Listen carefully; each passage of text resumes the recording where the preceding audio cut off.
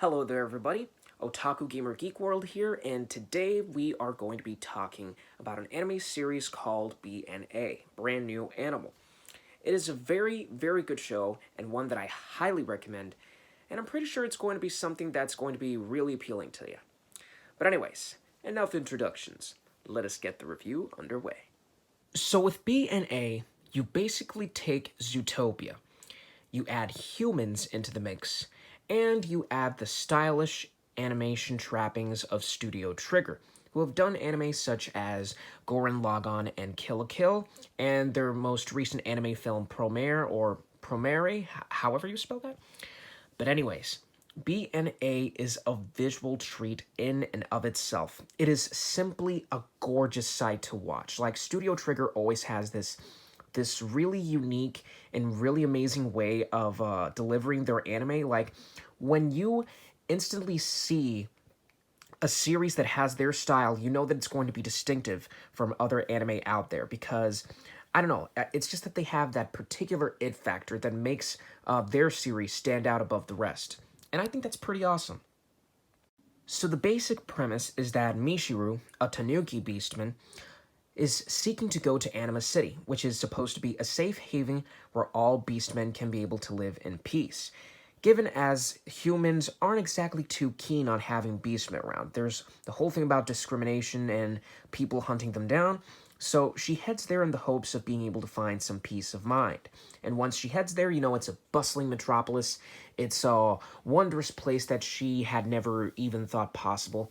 And she meets this lone wolf type of character called Shiro Ogami. And, you know, it's just a random encounter at a festival. And then from there, things take off. And it's a pretty hectic anime with a pretty decent pace. Like, its 12 episode run is filled to the brim with good story, great animation, awesome character interactions, and just really great music overall. The soundtrack is also really, really good. And I think what I love the most about this anime is that it actually incorporates humans into a world where anthropomorphic humanoid characters exist. Like, it's not like Zootopia or Beastars where it's only anthropomorphic animals. Like, here, you actually have humans in the mix.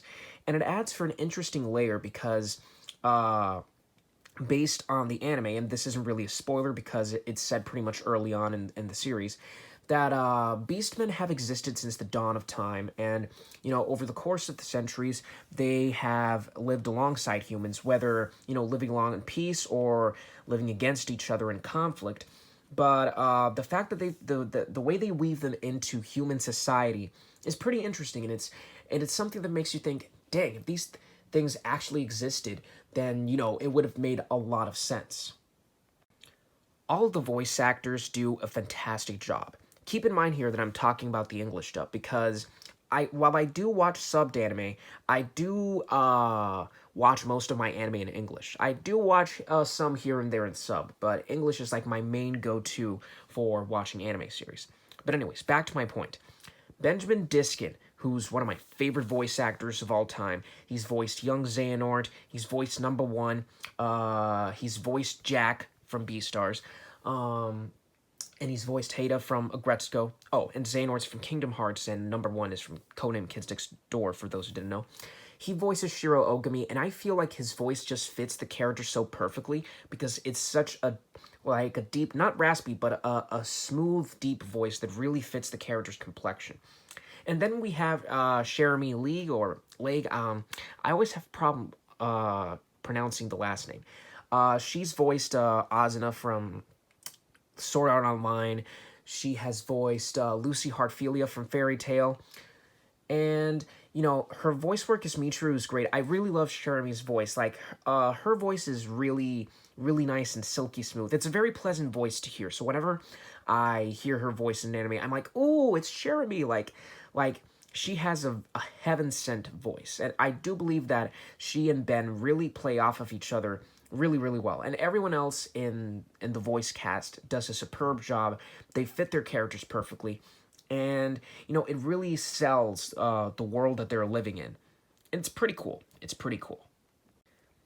I think that one of the biggest takeaways from this show is the way it talks about discrimination and racism and about how people approach these problems and how people choose to find solutions to them. It's something that's relatable to real life situations, and it's something that leaves you thinking. It also deals a lot with the whole concept of identity, of being comfortable in your own skin, and I feel like Michiru represents that because her struggle throughout the show is a relatable one. And obviously, there's a lot of plot twists here and there that I'm not going to reveal because, for the sake of spoilers. But it really is a very thought provoking anime, just like with Beastars, because Beastars also has a lot of that going for it.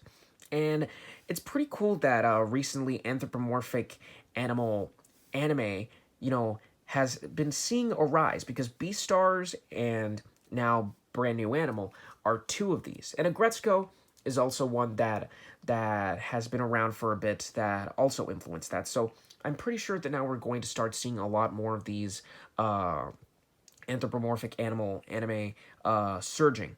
Like with different concepts, probably some will be a lot more serious than others. Maybe others will be more parodies than not, but it's interesting to see.